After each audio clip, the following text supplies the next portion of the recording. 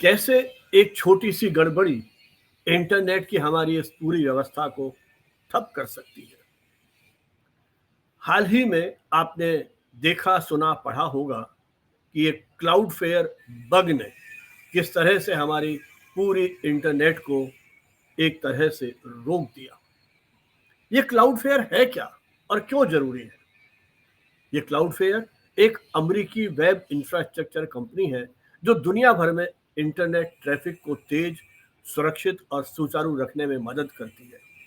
इसे एक content delivery network CDN content delivery network कहते हैं, जिसका मतलब है यह दुनिया की लगभग 20% वेबसाइटों का कंटेंट अपने हजारों सर्वरों पर संजो कर रखती है और उपयोगकर्ताओं तक नजदीकी सर्वर से पहुंचाती है।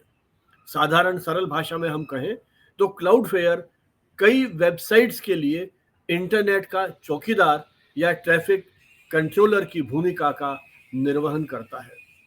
यह आपके वेब अनुरोध को, आपकी जो रिक्वेस्ट है, उसको वेबसाइट तक पहुंचाने से पहले जो निकटतम क्लाउडफेयर सर्वर है वहां तक ले जाता है, जिससे वेबसाइट तेजी से लोड होती है और जो खतरनाक ट्रैफिक की आशंका होती है उससे वो बची रहती है। आमतौर पर यह एक विन विन स्थिति होती है, क्योंकि वेबसाइट का भारी ट्रैफिक या साइबर हमलों से उसे सुरक्षा मिलती है और उपयोगकर्ताओं को तेज सेवा भी मिलती है, और जो कंज्यूमर है उसको शीघ्र वो सेवा उपलब्ध हो जाती है। लेकिन संकट कब आता है? आप कल्पना कीजिए, जब ये क्लाउडफेयर खुद ही ठप हो जाए। ऐसी स्थिति में क्या होगा? ऐसी स्थिति में इंटरनेट का एक बड़ा हिस्सा प्रभावित हो सकता है। नवंबर 2025 में क्या हुआ? 18 नवंबर 2025 के दिन ऐसी ही एक घटना घटती है। शायद आपके साथ भी हुआ हो, जब आपने अपने मित्रों को फोन करके पूछा हो, यार तुम्हारा चैट जीपीटी चल रहा है? तुम्हारे एक्स के ऊपर जो ट्विटर, उस पर मैसेज आ रहे हैं या नहीं आ रहे हैं? स्पॉटिफाई का क्या हुआ, क्यों नहीं चल रहा है? और आपके मन में जब इस तरह की आशंकाएं जागृत हुई, आप जब परेशान हुए, यह स्पष्ट संकेत था कि जो हमारा क्लाउड फेयर है उसके नेटवर्क में अचानक एक बड़ी गड़बड़ी आ गई। एक ऐसा बग आ गया जिसने भारत में शाम के समय एक तरह से इस समस्या की शुरुआत कर दी थी। इस कारण से दुनिया भर में अनेक वेबसाइट्स एक साथ डाउन होने लगी। हजारों लाखों यूजर्स ने देखा कि वे अपने एक्स अर्थात ट्विटर, ओपन एआई के चैट जीपीटी, स्पॉटिफाई जैसी जो बहुत ही पॉपुलर सर्विसेज हैं उसको एक्सेस नहीं कर पा रहे थे। यहाँ तक कि कैनवा, स्पॉटिफाई, ड्रॉप बॉक्स आदि बहुत सारी जो साइट्स हैं या जो एप्स हैं वो अचानक से थम गए, रुक गए। हम लॉग इन करने की कोशिश करते थे ऑनलाइन गेम्स को भी, तो वो भी नहीं हो पा रहे थे। सभी लोग परेशान थे। और फ्रांस में तो जो उनका रेलवे जैसी जो पब्लिक सर्विसेज हैं उनकी वेबसाइट्स भी प्रभावित हो गई थी। हजारों लाखों यूजर्स हैरान परेशान होते गए कि आखिर इतने सारे प्लेटफॉर्म एक साथ बंद कैसे हो रहे हैं। क्लाउडफेयर ने इस गड़बड़ी के दौरान वेबसाइट लोड करने पर केवल त्रुटि का संदेश दिया। वो एक एरर दिखा रहे थे।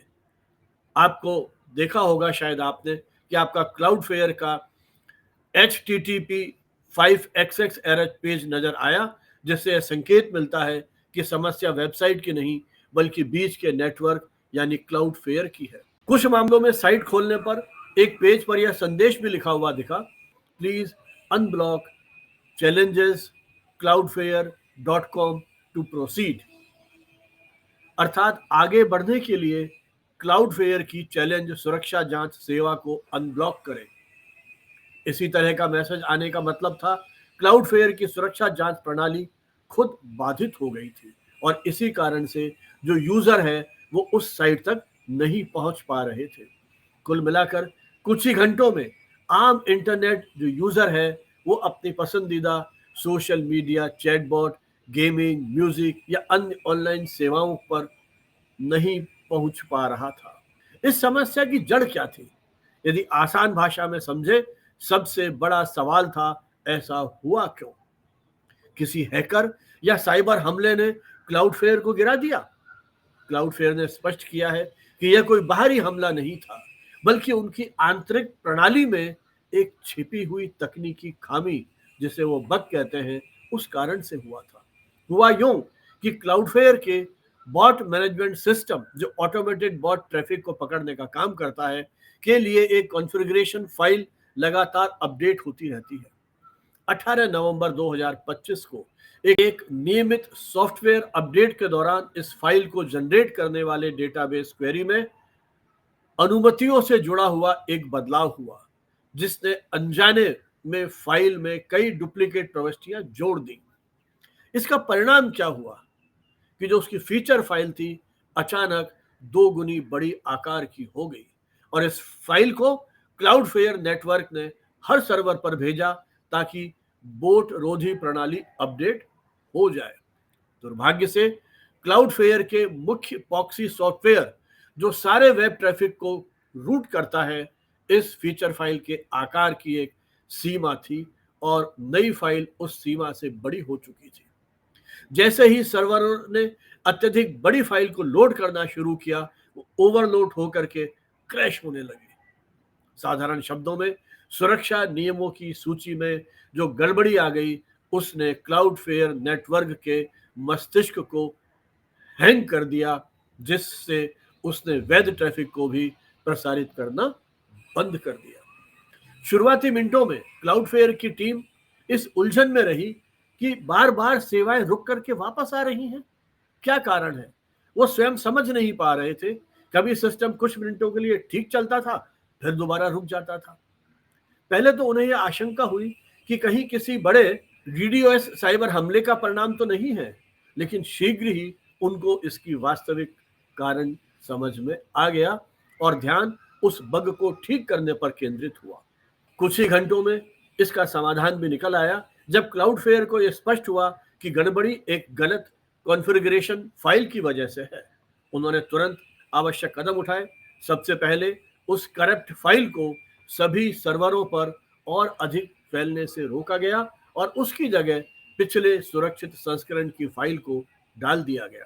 फिर क्लाउडफ्लेयर ने अपने मुख्य प्रॉक्सी सिस्टम को मजबूरन रीस्टार्ट किया ताकि नई सही कॉन्फ़िगरेशन लोड होकर वो सर्विसेज पूरी तरह से बहाल हो सके। इन प्रयासों की बदौलत लगभग 3 घंटे के अंदर महत्वपूर्ण ट्रैफिक दोबारा शुरू हो गया और ज्यादातर वेबसाइट्स ऑनलाइन मोड पर आ गई। लगभग 3 घंटे के प्रयासों के बाद कंपनी ने घोषित किया कि समस्या पर काबू पा लिया गया है और सारी सेवाएं सामान्य होती जा रही हैं। इसके बाद कुछ कस्टमर्स ने थोड़ी देर तक डैशबोर्ड में लॉगिन जैसी दिक्कतें उनके सामने आई, लेकिन उसको भी शीघ्र ही ठीक कर लिया गया। इस गंभीर आउटरीच के बाद अधिकारियों ने सार्वजनिक तौर पर क्षमा याचना भी की।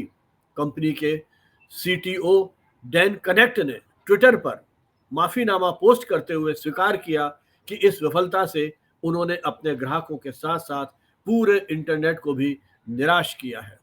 उन्होंने स्पष्ट कहा कि हमारी खामी थी और यह कोई हमला नहीं था। उन्होंने यह वादा भी किया कि क्लाउडफ्लेयर टीम यह सुनिश्चित करने का प्रयास कर रही है कि भविष्य में ऐसी पुनरावृत्ति न हो। उन्होंने एक विस्तृत पोस्ट में इस घटना का विवरण देते हुए उसे पूरी तरह अस्वीकार्य बताया कि उनके नेटवर्क ने दुनिया भर में इतने लोगों को प्रभावित किया है। कंपनी ने इसे एक लेसन माना और अपनी प्रक्रियाओं में सुधार लाने की बात कही है। सोशल मीडिया पर हड़कंप मचा और मीम्स की बाढ़ आ गई और उन्होंने इस आउटेज के दौरान आम जनता और सोशल मीडिया पर जबरदस्त प्रतिक्रिया भी हमको देखने को मिलती है। शुरुआत में जब एक एक करके कई लोकप्रिय साइट्स और ऐप्स बंद होने लगे, तो हजारों परेशान यूजर्स ने हैरानी से सोशल मीडिया की ओर रुख किया। लोग एक दूसरे से पूछने लगे, क्या आपका चैट जीपीटी काम कर रहा है? मेरी ट्विटर फीड तो लॉगिन ही नहीं हो रही है। आपके साथ भी यह समस्या है? ऐसे सवाल चलने लगे और शायद आपने भी उस दिन इस तरह की सिचुएशन को फेस किया होगा। देखते ही देखते एक्स अर्थात ट्विटर पर क्लाउडफ्लेयर और प्रभावित सेवाओं से जुड़े हैशटैग ट्रेंड करने लगे। मजेदार बात यह रही कि आमतौर पर ऐसी समस्याओं की जानकारी देने वाली वेबसाइट्स भी इस बार क्लाउडफ्लेयर पर निर्भर होने के कारण कुछ देर के लिए खुद भी ठप हो गई। तो लोगों को यह जानना और भी मुश्किल हो गया कि कौन कौन सी सेवाएं डाउन हो गई हैं, क्योंकि आउटेज ट्रैक करने वाली साइट पर भी एरर आ रही थी। कुछ ही घंटों बाद जब एक्स और कुछ अन्य प्लेटफॉर्म आंशिक रूप से वापस ऑनलाइन हुए, तो यूजर्स ने इन संकटों का सामना करने के लिए मीम्स का सहारा लिया। जिस समय गंभीर तकनीकी गड़बड़ी से इंटरनेट का बड़ा हिस्सा थमा हुआ था, तब कई यूजर्स ने हास्यास्पद चित्रों और जोक्स के जरिए माहौल को हल्का करने की कोशिश की। उदाहरण के लिए एक व्यंग्यात्मक पोस्ट में लिखा गया, जब इंटरनेट डाउन होने लगता है तो मीम्स अप हो जाते हैं। मतलब मुश्किल की घड़ी में लोग मजाक बना लेते हैं और अपना मनोरंजन करते हैं, अपना दिल बहलाते हैं। कई मीम्स में तो कहा गया, डिजिटल दुनिया छोड़ो और वास्तविक जिंदगी का आनंद लो। ये संदेश भी मिलने लगे। एक लोकप्रिय मीम ने बैटमैन फिल्म के एक डायलॉग को मजाक में ढालते हुए कहा, क्लाउडफेयर चंद मिनट के लिए क्या डाउन हुआ, सब लोग पागल हो गए। इसी तरह किसी ने क्लाउडफेयर में गड़बड़ी के लिए काल्पनिक नए इंजीनियर को जिम्मेदार ठहराते हुए मीम बताया कि क्लाउडफेयर में पहले दिन ज्वाइन किया और हल्का सा अपडेट किया और पूरी इंटरनेट सेवा को ठप कर दिया। इस तरह सोशल मीडिया पर क्लाउड फेयर डाउन जैसे हैशटैग और मीम्स कुछ समय तक छाए रहे और लोगों ने मिलजुल कर इस आकस्मिक संकट का सामना हंसी मजाक के साथ किया। इंटरनेट की निर्भरता और केंद्रीकरण पर अब सवाल उठने लगे हैं। इस घटना ने व्यापक स्तर पर इस बात को उजागर किया है कि इंटरनेट की बुनियाद यदि कुछ ही कंपनियों के हाथ में रही तो आगे अनेक संकटों का सामना हमें करना पड़ सकता है। क्राउडफेयर जैसी कंपनियां पर्दे के पीछे रहकर वेब को चलाने में बड़ी भूमिका निभाती हैं और आम यूजर को इसका एहसास तब तक नहीं होता जब तक कि कोई ऐसी समस्या उसके सामने न आ जाए। तकनीकी विश्लेषकों ने एक चेतावनी की तरह इसे देखा है कि हमारी डिजिटल दुनिया कितनी अधिक केंद्रीकृत हो चुकी है। वास्तव में पूरे इंटरनेट का एक बड़ा कुछ ही इंफ्रास्ट्रक्चर प्रदाताओं के कंधों पर टिका हुआ है। अगर इनमें से किसी एक में भी गड़बड़ी आ जाती है तो उसका असर पूरी दुनिया महसूस करेगी। क्लाउडफ्लेयर का यह आउटेज एक और याद दिलाता है कि इंटरनेट की रीढ़ माने जाने वाले ये प्लेटफॉर्म अक्षुण्ण नहीं है और इनके फेल होने की स्थिति में इसका असर बहुत ज्यादा व्यापक होता है। इसके अलावा इस घटना ने केंद्रीकरण बनाम विकेंद्रीकरण की नई बहस को भी हवा दी है। क्या इंटरनेट का ढांचा कुछ कंपनियों पर इतना निर्भर होना ठीक है? विशेषज्ञ मानते हैं कि जिस तरह बिजली या पानी जैसी बुनियादी सुविधाओं में बैकअप प्रणाली होती है, वैसा ही इंटरनेट इंफ्रास्ट्रक्चर के लिए भी होना चाहिए। जब एक ही कंपनी लाखों वेबसाइट के ट्रैफिक का जिम्मा उठाएगी तो एक तरह से सिंगल पॉइंट ऑफ फेलियर बन जाता है और क्लाउडफेयर के मामले में नवंबर 2025 में यही हुआ। भविष्य में बदलाव विश्वसनीयता बढ़ाने के लिए हमें कदम उठाने होंगे। इस आउटेज के सबक के तौर पर अब इंटरनेट उद्योग में विश्वसनीयता बढ़ाने की दिशा में गंभीर चिंतन मनन मंथन प्रारंभ हो गया है। सबसे पहली बात, क्लाउडफ्लेयर खुद अपने सिस्टम में खामियों को दूर करने और अतिरिक्त सुरक्षा उपाय अपनाने के लिए तैयार हो रही है। कंपनी ने कहा है कि यह घटना उनकी प्रक्रियाओं में और सुधार लाने की शुरुआत है और वे सुनिश्चित करेंगे कि ऐसी गलतियां दोबारा न हो। निसंदेह आने वाले दिनों में क्लाउडफ्लेयर अपनी अपडेट और परीक्षण प्रक्रिया को और अधिक प्रभावी बनाएगा ताकि कोई और इस तरह की खामी भविष्य में उसके नेटवर्क को ठप नहीं कर सके।